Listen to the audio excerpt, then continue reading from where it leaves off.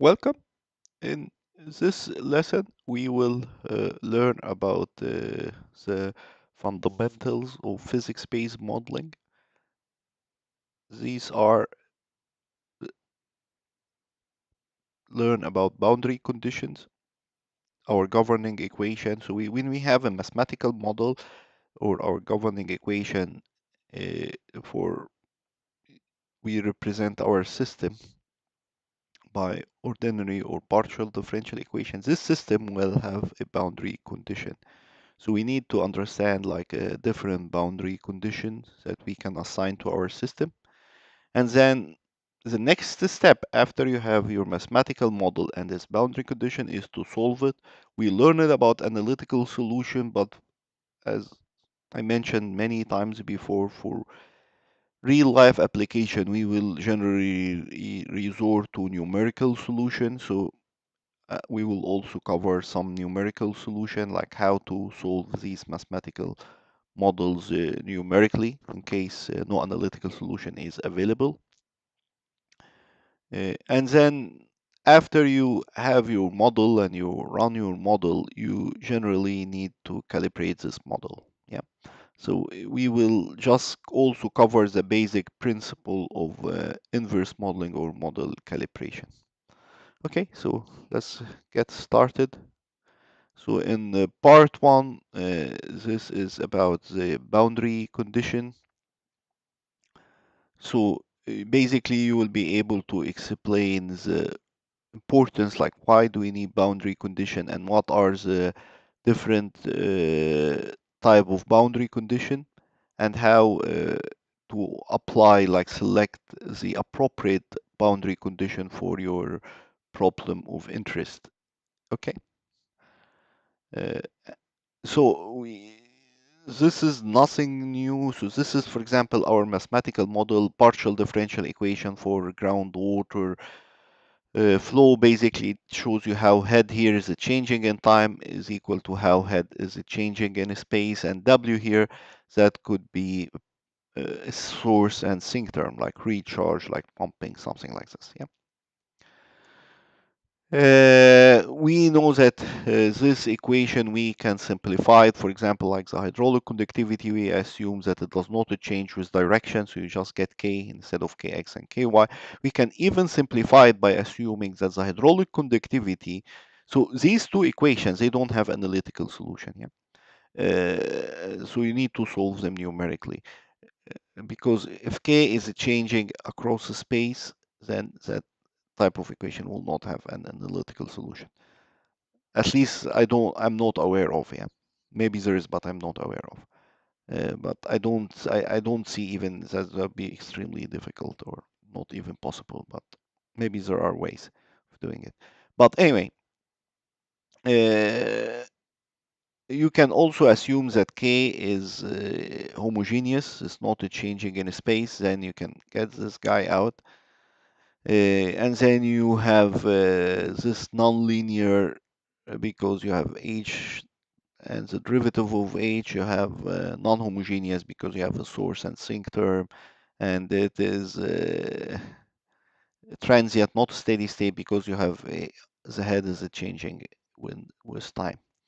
Okay, and this one also it is you can.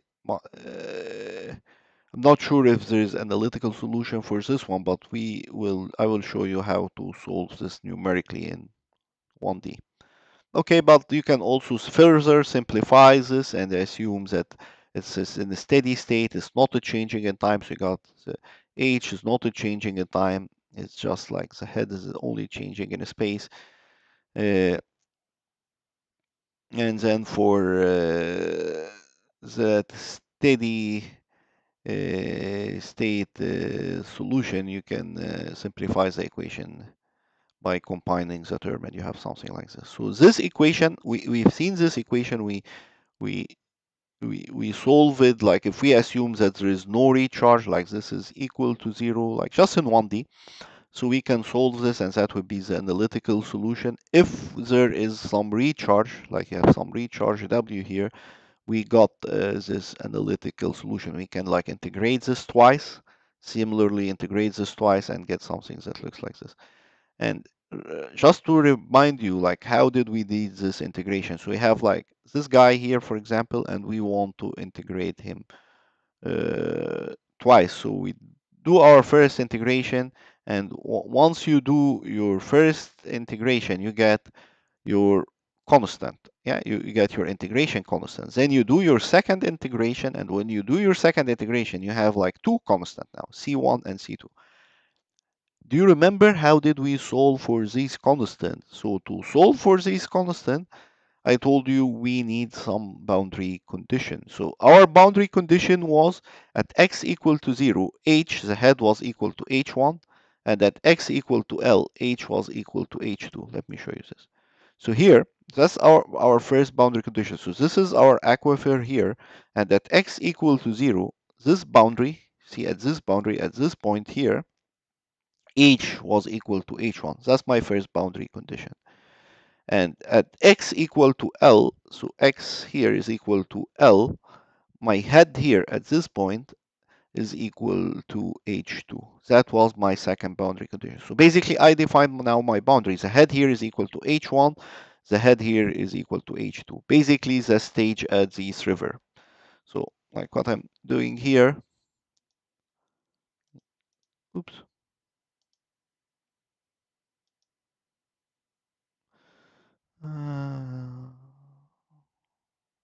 pointer option.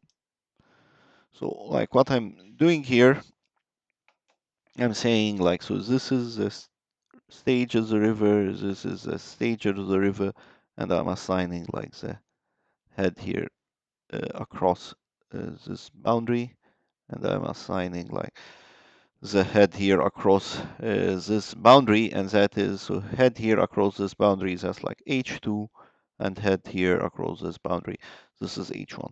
So this type of boundary condition is called like first type boundary condition. I could also assign a different type of boundary condition. I could assign, you know what? I will not fix the head. I will not have a fixed value here. I will let this header change, and I will define like a flux, some Q, some amount of water that goes from the river to the aquifer. Similarly here, some Q maybe that goes from the aquifer and leave to the, I could assign this. That's called like a second type boundary condition. That's the first type. This is type 1. This is type 2. I could even assign like a very different type of boundary condition. I could say, you know what? I'm not going to assign like a fixed head, or like a fixed Q, but I will assign like a relationship between like when the head here at this point and the head here at this point are that different, then this amount of Q will occur. So this is called uh, conditional or mixed type, and that's basically like that's exactly the topic of this lecture, and we will look at this in detail. Okay, so but let me just show you the role of the boundary condition. So here you can assume a boundary condition. So the boundary condition we are assuming here, at x equal to 0 we have h1, at x equal to L we have h2. We have seen this already. So basically, like you substitute your boundary condition, and then you can find C2 here, and then you substitute your other boundary condition like this one here. We did this already, yeah? And then you can solve for C1. So now I have C1 and I have, so, so now I have C2 and I have C1. I can back substitute them here, and then I get like this analytical solution here. So in this lecture, so this is what we did before. In this lecture, what we will learn is what is this boundary condition. Like here, we assume that we have a constant, like a value, a certain value for our head, whether it's constant in space or time, but like specified value for our head, or a specified flux, okay, or a mixed condition between both. That's basically the topic that we will be covering in this lesson. So let's get started. So here, the type of boundary condition in mathematical model, like the first one is a specified value condition. Specified value means what? Means I specify like the head. So I said like at this boundary, head is equal to 1. Or I could specify like the concentration. At this boundary, there is a constant, this is a concentration, yeah, at this boundary, for example. Or I could specify the temperature. So basically, you specify your state variable. So like if you are simulating groundwater flow, your state variable or like your dependent variable is head. So you specify this dependent variable. If you are simulating contaminant transport, your dependent variable is concentration. So you specify the concentration as this boundary. If you are simulating heat transport, your dependent variable is temperature. So you specify the temperature as this boundary. So this is called like specified value condition. And I will show you mathematically how this look like. So specified dependent variables such as head, temperature, and concentration, for example, this is called Dirichlet boundary condition. So this is the name of a German mathematician was, and this is called like a type 1 boundary condition or Dirichlet boundary condition or a specified head. For example, so if this is a head, like we call it like specified head boundary condition or specified concentration boundary condition or type 1 boundary condition. So mathematically, uh, that is would be an example for uh, a specified head. So head as a function of x, y, z, and time, I specify. So at each x location, at each y location, at each z location, and as a move through time, I just specify the head. I give a value for the head. I said like head is equal to like at head at x equal to 0, y equal to 0, yeah, and z equal to 0, and time 0, for example, or time 1 is equal to 10. And then at the same location, yeah, at time 2 is equal to 11, and so on. And at the same location, for example, at time 3 is equal to 8. Yeah, so I specify, so the head would be, that's how, for example, my head at this location will be changing with time. I specify the value at this boundary. Okay.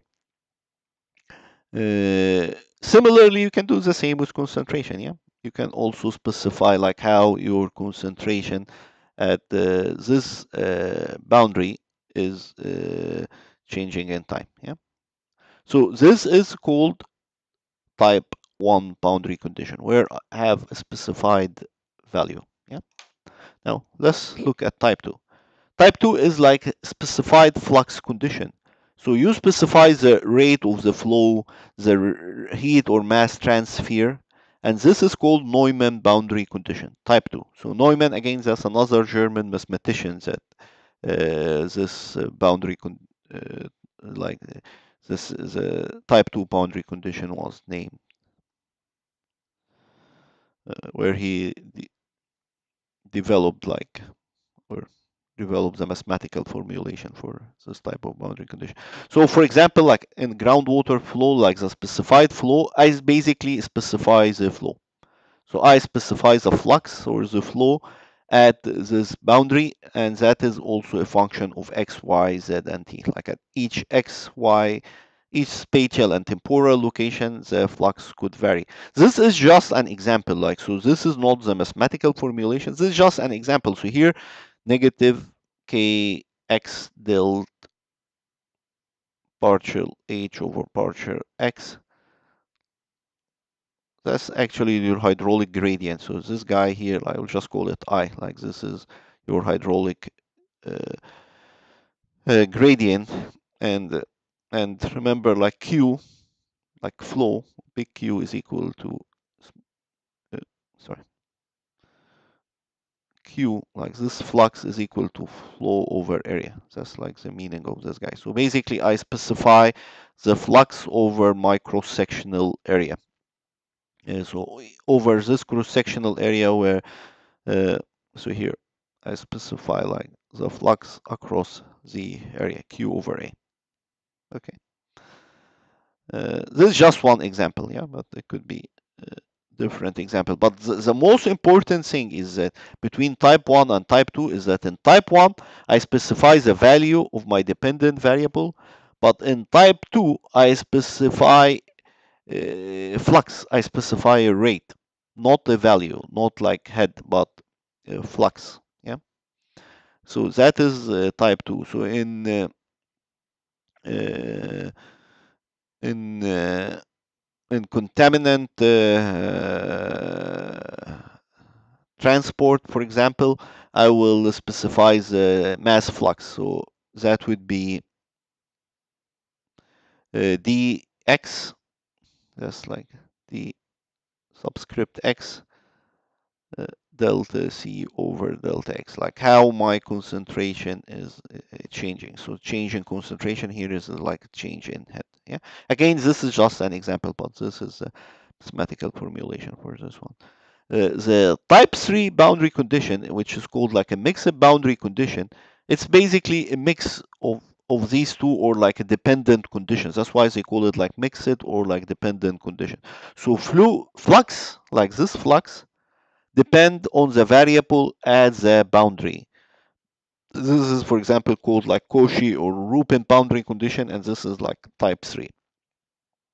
So here, I specify like the flux Q would depend on like the h and h, like the difference between the h and some constant. Okay, so that is groundwater head flow, and I will show you examples for this. This is just an introduction, but to introduce like these three boundaries. So here, let me. The main difference here. Here I have the h. Here I have the q, but in this one I have a q as a function of h. So depending on the difference in head and energy level between these two regions, the flux. So I have, for example, like this is my river here, yeah, and this is my aquifer here, okay, and the head here and the head here, like depending on the, let's say this is H1, so this would be the riverbed here, and this is like H2, like in the aquifer. Depending on the difference between the head here and the head here, there will be either flux, water will flow from the river to the aquifer, or water will flow from the aquifer to the river. Okay. Uh, Similarly with concentration, is like depending on concentration gradient, I will have the flux where concentration would be flowing from here to here or from there to here. Okay. So let's uh, look at some example. Okay. Uh, so here, this is an example of type 1 boundary condition specified value, like I specify the head. So in this example, specified head, like the boundary, so you see like this boundary here, oops, like this boundary here of my aquifer, okay, will have, this boundary will have the the boundary would be equal to h, the head at this river.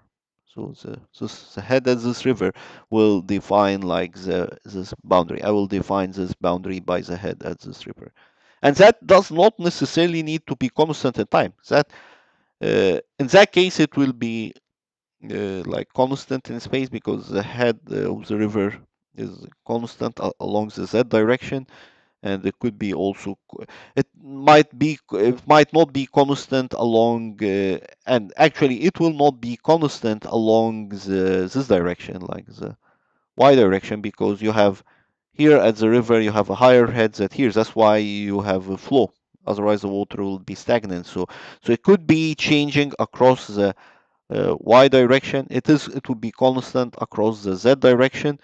Uh, so that is like if you assume this is your z direction, yeah. And here, so that's like your y direction, and then you have your x direction is also changing because you see like it curves like this. And then it might not necessarily be constant through time. Let me show you an example of a type 1 boundary condition. So here, see, this is an example of a type 1 boundary condition. So I have here, this is my model domain, for example. So you see, this is my model domain. And I want to specify like this boundary condition, and this boundary condition. So how do I do this? I just looked at nearby monitoring wells, and for these nearby monitoring wells, like this guy here and this guy here, I so here, like, so you see this guy would be one of them and this guy would be the other one, and then I specify this as my boundary condition. Now see here, I am very uncertain because in one of these wells I only have uh, I only have uh, very few points.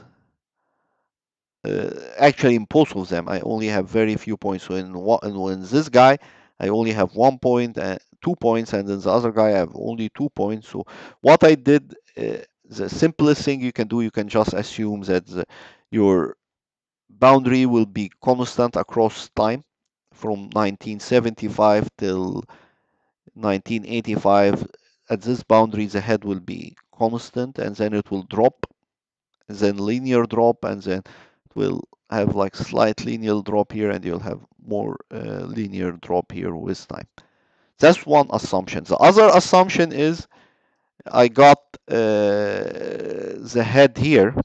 Like this is another observation well, so I got the head here because I know it will have a certain pattern that might not be very different from here, and I adjusted the level here to the level here, and then I got this other relationship. So you see like how my boundary, the boundary conditions that I assigned to this model from 1975 to 2010, this is how it is changing in time. Okay. And it will be constant across the space. So I will assign like these values to all like here to here to here to here to here to here to here. So it will be constant across the space. Yeah, so it will be only changing with time. Yeah. So this it will be like fluctuating like this with time at the boundary. Okay. So this is an example of a specified head, for example, like where I specify the head. Another thing, it could be like constant, like this does not need to be changing in time. It could be like this is not changing in time. An example, for example, it could be like a swamp area. So if you are at swamp area, you can assume that like the head here or the level of the water in this swamp is not changing with time. It's just like maybe 1 inch of water or whatever that is not changing in time. So the head here would be uh, 1 inch that is just not changing in time, and this could be changing in space. So here it could be like 1 inch, here it could be like 2 inch, so it could be like changing in space but not changing in time. That would be an example of a constant head, like swamp area. Yeah. uh, so this is type 1 boundary condition. By type 1, what does it mean? I specify the head, I specify the concentration, I specify this value. Type 2 boundary condition, I specify the Q, like how much water is like flowing from here to here, Q. And I did this also before, like in one of the models that I developed. I specified, like I had this boundary, and I know that different administrative units for the different aquifer, and I know that the amount of water that flow from this administrative unit to this administrative unit is equal to, I don't know, that much, like 100 million gallon per day, for example.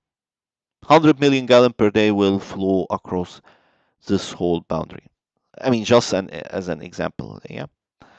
And I divide it like across, so I know like 100 million, and I divide it across this one. something like this, yeah. Uh, so that would be like another example is that you specify the flux. So you say like how much Q is coming through this boundary.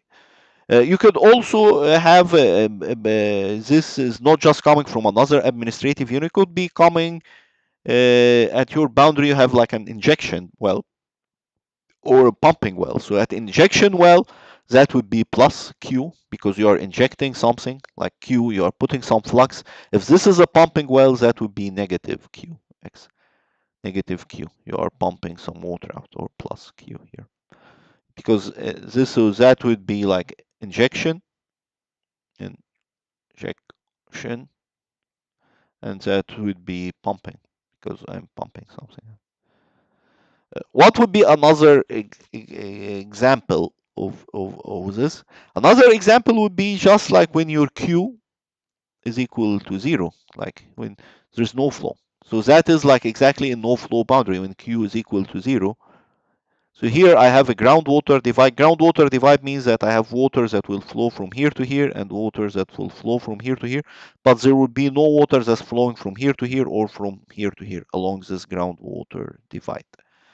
So when I have this groundwater divide, that's an example of a no-flow boundary. So in that case, my Qx will be equal to 0.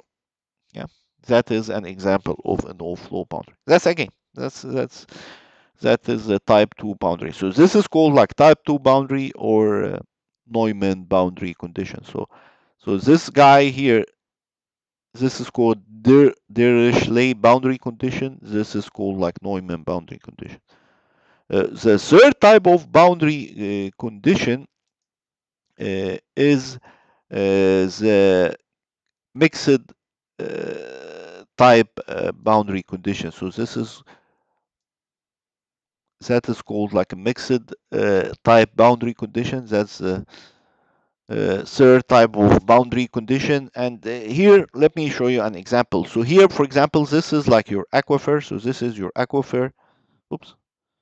Your aquifer cell is here, and this is the head here, and the river is here, and this is the river bed. And basically, I'm saying like flow will occur based on the difference between the head here and the head here. So if I have a higher head here than the head here, because remember, flow always occur from high head to low head, from high energy to low energy, then flow will be in this direction. If I have higher head here than head here, then flow will be in this direction, and I can actually calculate the amount of Q, like how much flow will occur. I could say like how much Q, how much flow will occur, because why? So that is, let me show you this example here. So in this example here, I can just estimate the Q based on like the head here. So that's the head at my aquifer, and the head here, that is the head at the river. So I can like based on this difference between the head and the aquifer and the head, the H1 and H2, I can estimate my flux. And this is called like a type 3 boundary condition or Cauchy boundary condition. So let me show you an example. So like I will say like Q, that is equal to small q time area. What is area here? So the area here would be so that's like your river, and that's like, so this would be the grid of your aquifer, okay, and that would be like your river, and you can uh, make a segment for your river. So in each cell of your aquifer, you can make like this segment here, yeah. So this, what you see here, that would be like, for example, like this guy here, like an example one of these, yeah. So what is Q? That will flow from the aquifer to the river, or from the river to the aquifer. That would be like small q time area, and in that case, what would be like your area? So your area would be uh, like your cross section area, this guy here, yeah, that would be like your area. This is the width of the riverbed, so that would be q time l time w.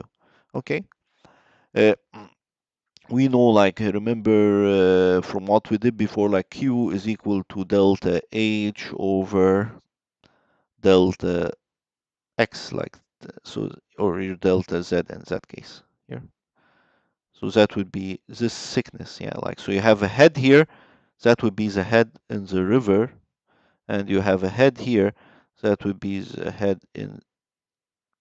I mean, so you have a head here, like for example, that would be the head in the river, and you have a head here, that would be the, and so that would be delta H. So delta H Q, that would be delta H, that would be the head in the river minus the head in your aquifer, divided by delta H, that would be this thickness, like which would be your riverbed, like M. Okay, so I can just substitute this. I can say like Q is equal to H. Oh, and Q is equal to del, like this is the gradient times the hydraulic conductivity. Don't forget the hydraulic conductivity. So this is the hydraulic conductivity of the riverbed, like the hydraulic conductivity like of this guy here. Yeah. Because remember, like Q is equal to K time I. Yeah. K time I. K is the hydraulic conductivity and I is gradient. Okay, so I can just substitute this here. I can say like K R H in the river minus H in my aquifer over M, like that is my delta Z over M time L over W. So I can uh, do something like this. And from here, can I just like take all like these guys?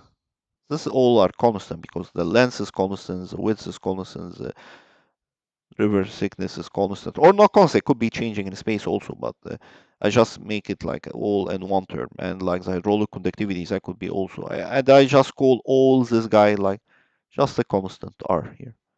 Then here I will get like my Q would be equal to this constant R time H in the river time H in the aquifer.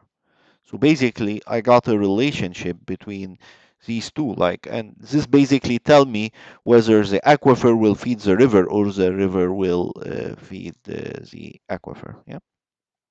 Let me delete all this. Yeah. So okay. So here, yeah, I got like a Q as this relationship. Let's just see an example. So here I have this example. Find the exchange flow rate between the river that interact with groundwater system through head-dependent flow boundary conditions. So that's like type 3 or Cauchy boundary condition. So head in the river or the river stage is like 12. Head in the groundwater in the aquifer is 10. So now I know I have high head in the river and lower head in the aquifers. This means that the flow direction would be from the river to the aquifer. That would be the flow direction. K is giving, so the hydraulic conductivity of the river bed is giving, the length of the river stretch is given, like, so this is given, the length this guy is giving, the width of the river is giving, the thickness of the river bed sediment is giving, so I can calculate like this constant here, and so now I know I can calculate this constant. I have the head in the river is giving, this is like 12, I had the head in the aquifer is giving that's 10, and from this I can know like the Q, how much water will flow. So basically I can calculate like this guy here, and I can calculate Q and flow from the river into the aquifer because the head in the river is higher than the aquifer. This is just at this river reach and at this time. So this is just like at this river reach and at this time. In different river reach, see, your boundary will be changing, yeah? And in different time, your boundary would be changing because remember, let me show you here. This is changing in time and space. So that is just like you define it at one. So that is, you define it here, here, here is changing in time and space. So I think that is all for this lesson. Uh, we can do some exercises, for example. So here, let's just do some exercises. Specify flux boundary condition. Neumann boundary condition defines which of the following as the boundary. So here, specified flux. So here I'm giving Q. Yeah. And this is Neumann boundary condition, and this is like type 2. So this is specified the value of the variable like head. No, the value of the variable, this is like type 1 when I specify the head. The rate of change of the variable, yes, flux. That is the rate of change of the variable. So this is wrong, this is correct. The relationship between variable and its derivative, no. Both value and rate of change of the variable, no. That is like, that's both value and the rate of change, that would be like type 3. Okay. Uh, let's move to the next one. In the context of groundwater flow, which of the following scenario would be most appropriate modeled using a specified head boundary condition? So I have like a specified head boundary condition. So head is giving, like here I specify the head as a function of x, y, z, and time. So a lake that maintain a constant water level, yes. So if a lake maintains a constant water level, that would be specify. Oh, sorry, specified flux. So I made a mistake here. So Q is specified flux, not a specified head. Specified flux boundary condition. A lake that maintain a constant water level. No, a lake that maintain constant water level, that would be specified head. So that would be H as a function of X, Y, and Z. And as a function of X and Y, yeah. An impermeable rock formation that prevent flow. Yes, an impermeable rock formation that prevent flow, that is a flux, specified flux, because at that case Q would be equal to 0. The flux would be equal to 0. So I specify the flux is equal to 0. So this is wrong. This is correct. A stream where flow rate is directly proportional to the difference between head of the system. No, this is type 3. A well where head is maintained at specified level. Okay, so this is here well, but I'm not injecting, like I'm not specifying like how much I'm injecting or how much I'm withdrawing, but I'm just maintaining the specified head level. So that is again head will be x, y, z, and time. That would be type 1. Okay. So the correct answer for this one would be B. Okay. Uh, let's do another one. A pumping well is injecting water into an aquifer at a known rate. Okay, so known rate here means that Q is specified. Like I'm giving the Q. Q is specified, so that is equal to something. Yeah.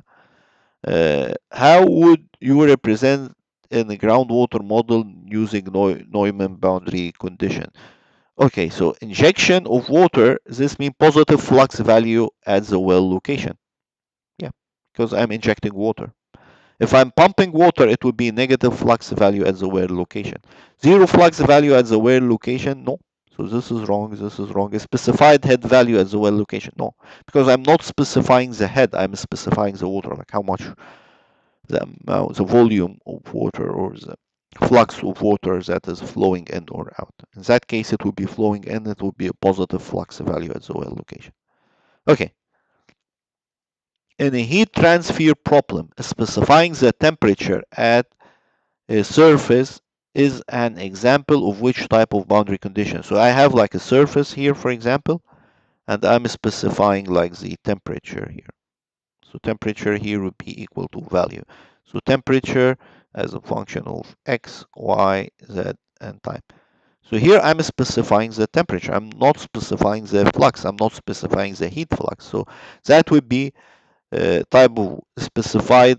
Oops, that's a typo. That's a specified value, not specified head. Specified value the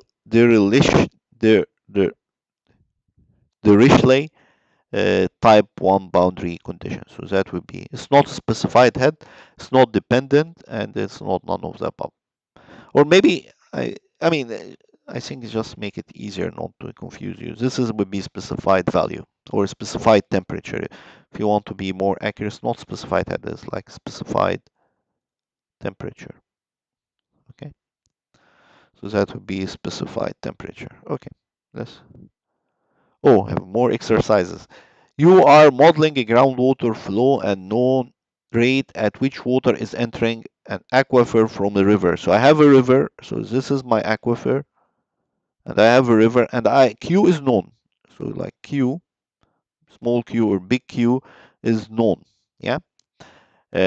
Which type of boundary condition would you be most suitable? Again, I'm not telling you a head dependent relationship. I'm just telling you, I'm giving you the Q. I know like the amount of Q that's flowing. So in that case, that would be specified flux because I know the Q, how much is flowing. Yeah.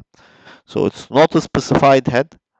It's not dependent or mixed type because I'm not telling you how much Q is entering based on the difference between like H river and so if I'm telling you how much water is, this is the head in the river and this is the head in the aquifer, how much water is entering or leaving based on the difference between these two heads, that would be type 3. But here all I'm telling you, I'm giving you the Q. So that would be like a type 2 boundary condition. So this strong, and that would be the correct answer. Yeah. Uh, So this is your homework problem. You are modeling a groundwater flow and know the rate at which water is entering the aquifer of.